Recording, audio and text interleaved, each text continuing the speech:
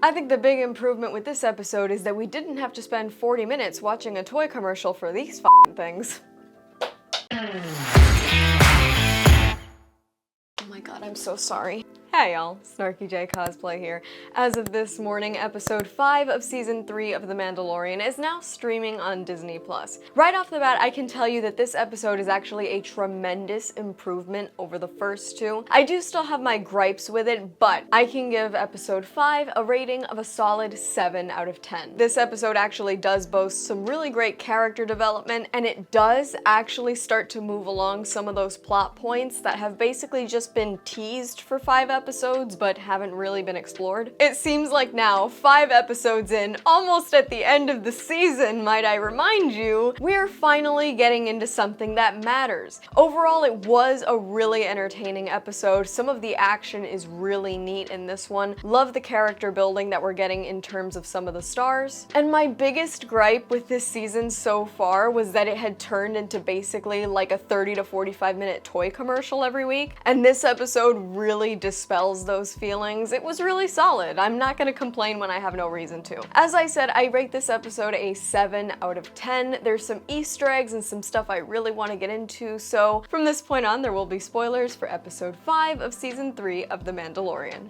You've been warned. We open on the ever-familiar Navarro while High Magistrate Greef Karga is taking care of business in his office. Of course, in true Star Wars fashion, this productivity doesn't quite last very long because he is interrupted by a ruckus outside. Surprise, surprise! The pirates they let live in episode 1 are back, and they are back with a vengeance. High Magistrate Greef Karga is of course big salty about this, so he dials up Pirate King Gorian Shard. I'm still waiting for y'all to start calling me like YouTube Queen, or you could call me Pirate King if you wanted to, either one works. We get a verbal pissing contest, so to speak, between High Magistrate Greef Karga and Pirate King Gorian Shard. The Pirate King sort of dogs Greef Karga for having fancy robes on and going into politics, but Greef Karga is hell-bent on protecting Navarro. Unfortunately for him, Navarro does not boast any protection from the New Republic, as they are not part of the New Republic. On top of that, now that Moff Gideon is gone, it's not being protected by the remnants of the Empire either, which means that they are welcome for attack by pirates, and that's exactly what happens. Gorian Shard's pirate corsair starts dropping bombs on the city, and Greef Karga and his people all have to evacuate and go into the lava flats. Greef Karga sends out a message for help, however, in hopes that the New Republic will eventually come and,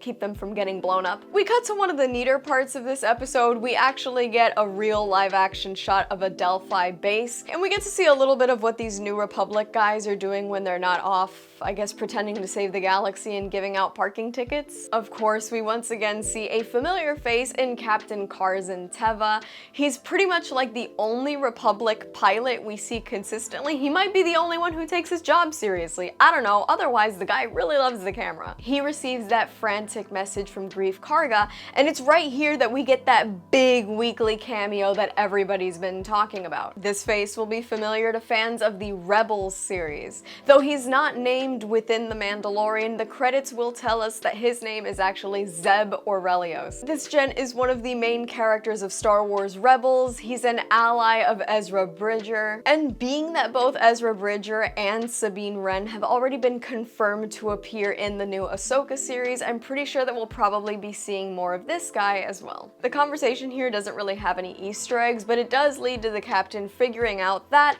if he wants to bypass the bureaucracy that'll probably keep him from helping Navarro in a timely manner, he's gonna have to head all the way to Coruscant and talk to somebody in person. When he arrives, we see familiar face Officer G68, otherwise known as Elia Kane and the world's most predictable villain. He walks right by her to meet with a Colonel Tuttle. Colonel Tuttle is actually played by legendary Hollywood funny man Tim Meadows. He's been in a bunch of different stuff, but he's most familiar to me for his role in Mean Girls. I love him in that movie, and I'm sure the fact that that's the one that I know him from would surprise nobody. As the captain and the colonel are discussing, Officer G68 wanders in and happens to mention that she used to be stationed on Navarro. Navarro at some point. Of course, Officer G68 is sitting there all but wringing her hands in a villain way and laughing as she stares into the camera. Any and all subtlety is literally lost in the direction and writing of this show. They basically have to bash you over the head with every character's motivations, otherwise we might not see it. Captain Teva is absolutely adamant that they need to do something to help Navarro. After all, the fact that it was once basically held by the remnants of the Empire and is now being attacked by pirates doesn't exactly sound like a huge coincidence. But the Colonel tells him that his hands are tied because Navarro is not part of the New Republic and therefore they will not expend the resources to go and save them. Captain Teva manages to track down the Mandalorian covert. He is met by Din Djarin and an ever unfriendly Paz Vizsla. I promise you that guy has passed 0 vibe checks and yet I would die for him. As they're definitely wondering how the hell he knew where to track them down to, he says that he was able to locate them through an old friend that served in the rebellion with him. Of course, this is none other than R5-D4, which why would Mando not realize that the droid could be tracked? Anyway, that has nothing to do with anything. Apparently, the Mandos are as committed to secrecy as they are to wearing buckets over their heads 24/7 because they're super salty that their covert has been found. Literally salty enough that Paz Vizsla suggests instead of moving the covert, they just kill this guy. I don't know about that one, Chief.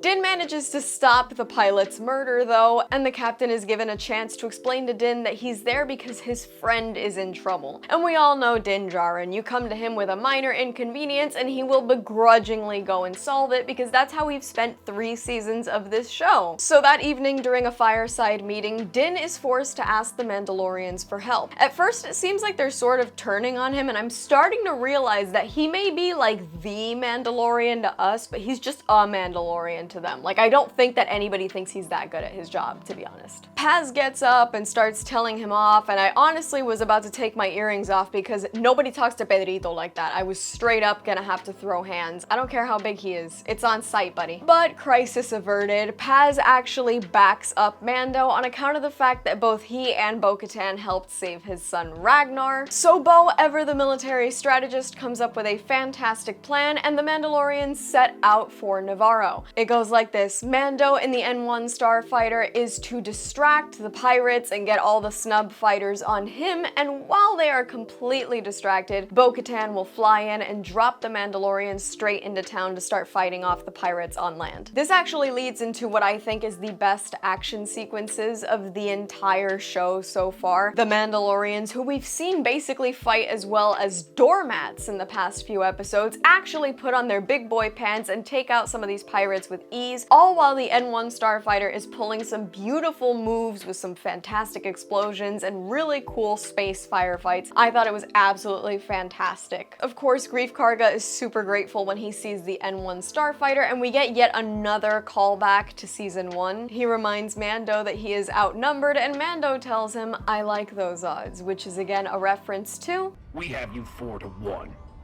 I like those odds." When it seems like some of the Mandos on land are kind of boxed in, Paz shows up to kick some ass. No? No? Okay. I tried the finger guns to try and help it, but if nobody thought it was funny. Unfortunately, Paz and that big gun can only do so much because some of the pirates set up a big gun of their own on a balcony. I have the high ground!" When it seems like all might be lost, because apparently the only Mandalorian that has armor that counts for anything is Din Djarin, the armorer flanks the gun guys and basically throws him off a balcony. Thanks, cult mommy. Before the Corsair, which is basically destroyed, can start firing upon the townspeople again, Din and Bo-Katan take it out, the thing crashes and explodes, and of course the Mandalorians are triumphant. The people of Navarro are super grateful, and Greef Karga basically welcomes them. He grants them an even larger parcel of land and tells the Mandalorians they are more than welcome to call Navarro home. Now Bo-Katan is summoned by the armorer, and she meets her up in the underground portion of town in what was once the old forge when that used to be the covert. And the armorer actually asks Bo-Katan to remove her helmet. And for a minute there I thought maybe she found her space Twitter and she's canceling her for something and making her relinquish her helmet, but no, that was not the deal. Apparently she actually did believe Bo-Katan's mythosaur sighting, and she says that because she saw that mythosaur, that must be a sign that it's her job to unite Mandalore. So it's starting to feel more and more in this season like Bo-Katan is the Mandalorian and Din Djarin might just be a Mandalorian. I wouldn't even say he's the Mandalorian. He's just like a Mandalorian at this point. And I'm not gonna sit here and gripe about, oh my god, they're giving women cool stuff. Dude, I love Bo-Katan. I'm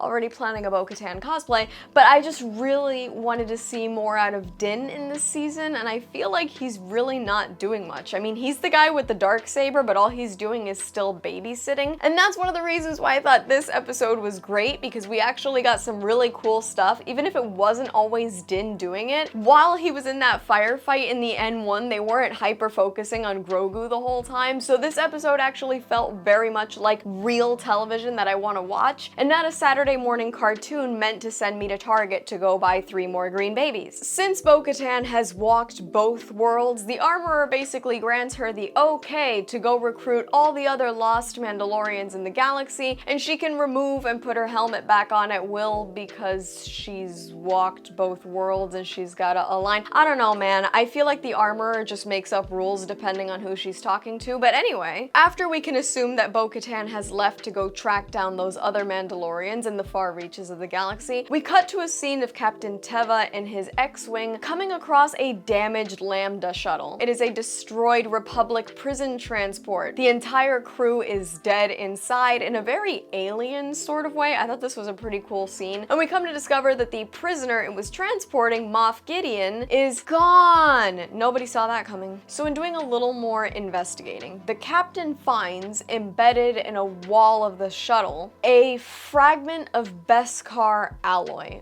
which sounds a little weird because if Beskar is like indestructible and can't be shot at or broken, why would it be chipping off and leaving fragments of alloys anywhere? The episode basically wraps on the implication that it was Mandalorians who sprung Moff Gideon from his prison. My theory is that it's actually the old crew that Bo-Katan used to run with. When we first see Bo-Katan in this season, she says that her Mandalorian allies have all left her because she came back without the darksaber, and she said that they're mercenaries now. And we all know that Mandalorians don't exactly have a tremendous code of honor when it comes to what jobs they're willing to take and not take, so it sort of makes sense that Bo-Katan's old friends, if they were looking for some cold hard cash, would take just about any job. All in all, I did enjoy this episode. I'm not gonna come on here and complain about something that I found entertaining. Do I think it's entertaining too late? Absolutely. This is now the 5th episode and there's only 3 left. With the way that this show progresses and some of the episode lengths and what they've done with the time in the other episodes, this should have been episode like